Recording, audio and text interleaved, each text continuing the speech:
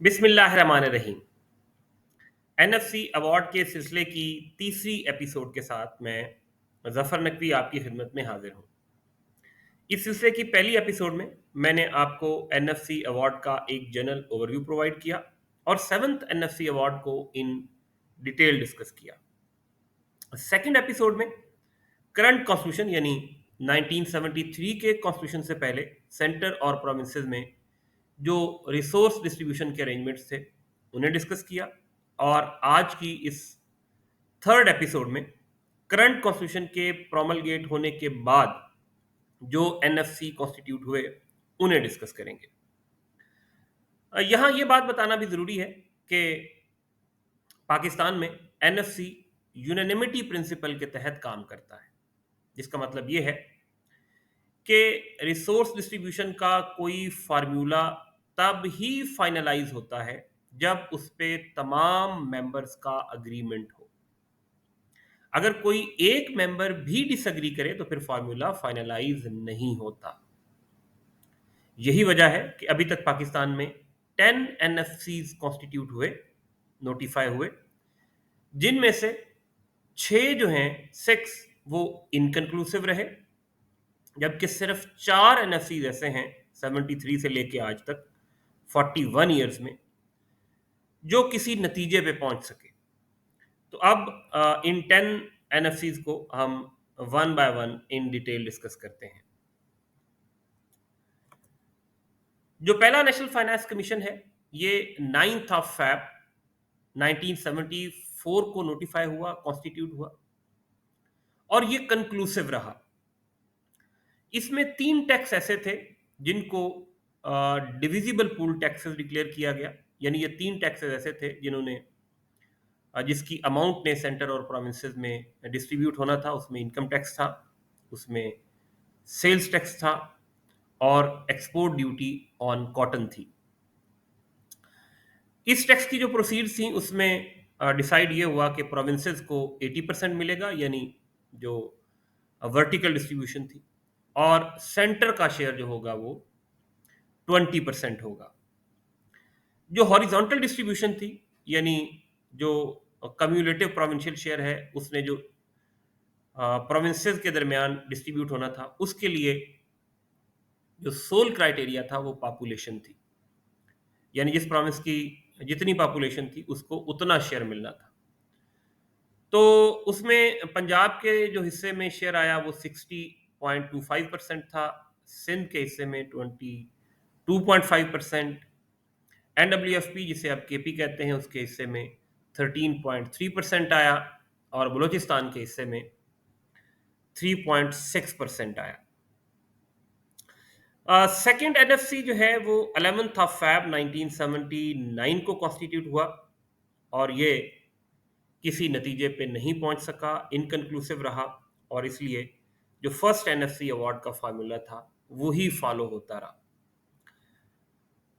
जो third NFC है वो 25 ऑफ जुलाई 1985 को कॉन्स्टिट्यूट हुआ, ये भी इनकंक्लूसिव रहा और 1985 में इस एनएफसी के इनकंक्लूसिव होने की वजह से वही फर्स्ट एनएफसी का जो फार्मूला है रिसोर्स डिस्ट्रीब्यूशन का वो फॉलो होता रहा। जब तक नया एनएफसी फाइनलाइज नहीं होता तब तक जो है वो पुराना जो एग्जिस्टिंग एनएफसी है उसी का जो फार्मूला है वो फॉलो होता है। हाँ, उसके बाद जो फोर्थ एनएफसी है ये 23 जुलाई 1990 को कॉन्स्टिट्यूट हुआ। ये कंक्लूसिव रहा और इसमें जो डिविजिबल पूल टैक्सेस थे उनमें इनकम टैक्स था, सेल्स टैक्स था, एक्सपोर्ट ड्यूटी ऑन कॉटन थी, एक्साइज ड्यूटी ऑन टोबैको और एक्साइज ड्यूटी ऑन शुगर शामिल थी। यानी पहले एनएफसी के बाद 2 टैक्सेस जो 2 एक्साइज ड्यूटीज हैं सीरियल नंबर 4 एंड 5 पे उन्हें इंक्लूड किया गया। इसमें रेशो जो है वो वही रही जो पहले एनएफसी में थी, यानी 80-20 प्रोविंसेस को 80% दिया गया, सेंटर का शेयर 20% रहा।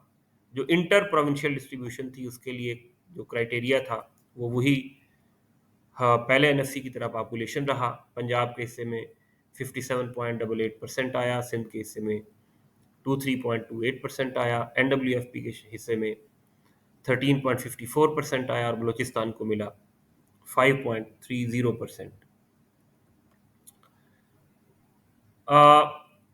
उसके बाद जो फिफ्थ एनएफसी है, ये 23 जुलाई 1995 को कॉन्स्टिट्यूट हुआ और फिर बाद में ये मॉडिफाई हुआ और ये भी कंक्लूसिव रहा।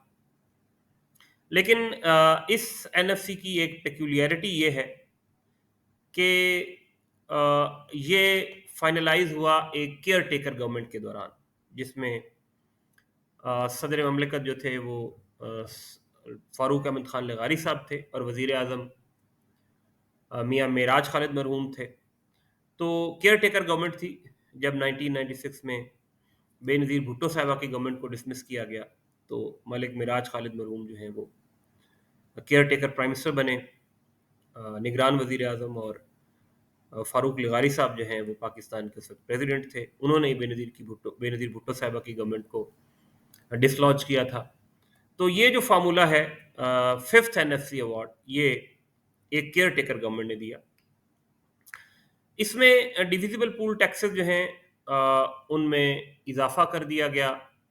इसमें इनकम टैक्स था, वेल्थ टैक्स था, CVT, capital value tax, sales tax, export duty on cotton, custom duty, excise duty excluding duty on gas, और बाकी तमाम जो टैक्सेस फेडरल गवर्नमेंट ने कलेक्ट करने थे उन्हें भी डिविजिबल पूल टैक्सेस डिक्लेयर कर दिया गया।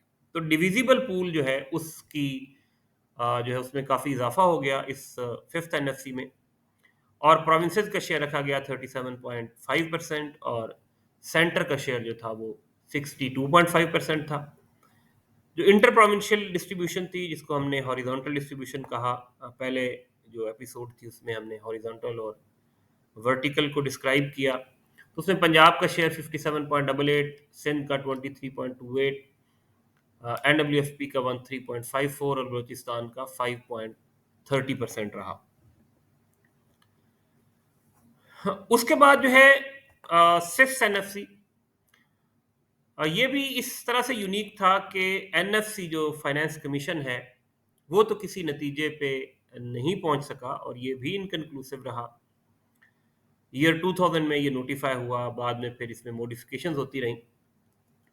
तो फिर 19 जनवरी 2006 को उस वक्त के सदर जो हैं परवेज मुशर्रफ साहब, उन्होंने एनएफसी की रिकमेंडेशंस के बगैर ही जो रिसोर्स डिस्ट्रीब्यूशन का एक फार्मूला अनाउंस कर दिया, अवार्ड अनाउंस कर दिया without recommendation of the national finance commission. इसमें जो टैक्स थे डिविजिबल पूल टैक्स में जिनको शामिल किया गया वो वही थे जो फिफ्थ एनएफसी अवार्ड में थे, यानी income tax, wealth tax, CVT, sales tax, export duty on cotton, custom duty, sales tax on services, excise duty excluding duty on gas, or any other taxes which were to be collected by federal government. अच्छा, इसमें provincial share जो है वो 41.50% रखा गया, 41.50%, और जो centre का शेयर था वो 58.50% रखा गया। जो इंटर प्रोविंशियल डिस्ट्रीब्यूशन थी, यानी जो टोटल प्रोविंशियल शेयर था, उसमें जो हर एक प्रोविंस का शेयर, जिसको हम हॉरिजॉन्टल डिस्ट्रीब्यूशन कहते हैं, उसमें पंजाब का शेयर 57.36% था, सिंध का शेयर जो है वो 23.71% था, एनडब्ल्यूएफपी को 13.82% शेयर मिला और बलूचिस्तान के हिस्से में आया 5.11%। जैसे ये आप स्लाइड पे देख सकते हैं कि जो क्राइटेरिया था इंटर प्रोविंशियल डिस्ट्रीब्यूशन का वो तमाम गुज़श्ता एनएफसी अवार्ड की तरह सिर्फ पॉपुलेशन था। उसके बाद जो है ये सेवंथ एनएफसी अवार्ड है जो 21 जुलाई 2005 को कॉन्स्टिट्यूट हुआ, बाद में फिर इसमें अमेंडमेंट्स होती रहीं। ये भी कंक्लूसिव रहा, हम इसको डिटेल में डिस्कस कर चुके हैं। इसमें जो टैक्सेस शामिल थे उनमें income tax, wealth tax, CVT, sales tax, export duty on cotton, custom duty, excise duty excluding duty on gas, और any other taxes which were to be collected by the federal government. इसमें जो provincial share है वो पहले साल के लिए तो 56% था, लेकिन अगले साल से ऑनवर्ड उसे 57.5% कर दिया गया। ये एक बड़ा मेजर ब्रेक थ्रू था प्रोविंशियल शेयर जो है उसमें तकरीबन 11.5% का इजाफा हुआ। फेडरल शेयर जो है वो कम हो गया, 42.5% रह गया। और ये इस हवाले से भी यूनिक था, हम ये पहले एपिसोड में भी डिस्कस कर चुके हैं, मैं रिपीट कर देता हूँ कि इससे पहले पाकिस्तान की हिस्ट्री में जो इंटर प्रोविंशियल डिस्ट्रीब्यूशन थी, जिसे हम हॉरिजॉन्टल डिस्ट्रीब्यूशन कहते हैं, उसके लिए एक ही क्राइटेरिया था पॉपुलेशन, लेकिन इसमें पॉपुलेशन के अलावा 3 फैक्टर्स और ऐड कर दिए गए, जिनको वेटेजेस असाइन कर दी गई। पॉपुलेशन को 82% की वेटेज दी गई, पॉवर्टी को या बैकवर्डनेस को 10.3% की वेटेज दी गई, रेवेन्यू कलेक्शन को 5% की वेटेज दी गई, और इन्वर्स पॉपुलेशन डेंसिटी जो है उसे 2.7% की वेटेज दी गई। इसमें पंजाब को जो शेयर मिला वो 51.74% था। पहले पंजाब का शेयर ज़्यादा होता था क्योंकि सोल क्राइटेरिया था पॉपुलेशन। तो पॉपुलेशन जो है पंजाब पाकिस्तान का सबसे ज़्यादा पॉपुलेटेड प्रोविंस है। तो लेकिन इसमें ये नए 3 फैक्टर ऐड होने की वजह से पंजाब का शेयर कम हो गया। सिंध के हिस्से में 24.55% आया, एनडब्ल्यूएफपी के हिस्से में 14.62% आया, और बलूचिस्तान को मिला 9.09%। अगर आप 7th एनएफसी में देखें तो इसका सबसे बड़ा बेनिफिशियरी जो है वो बलूचिस्तान का प्रोविंस था, जिसका 6th एनएफसी अवार्ड में 5.11% शेयर था, जो कि बढ़ के 9.09% हो गया। 7th एनएफसी अवार्ड के बाद ये 3 अवार्ड और कॉन्स्टिट्यूट हुए, 8th, 9th और 10th। 8th अवार्ड जो है वो 22 जुलाई 2010 को कॉन्स्टिट्यूट हुआ, लेकिन ये इनकन्क्लूसिव रहा। फिर 9th अवार्ड जो है वो 24 अप्रैल 2015 को कॉन्स्टिट्यूट हुआ, ये भी इनकन्क्लूसिव रहा। और जो 10th एनएफसी अवार्ड है ये 18 मई 2020, बाद में इसको मॉडिफाई किया गया 21 जुलाई 2020 को, लेकिन ये भी इनकन्क्लूसिव रहा।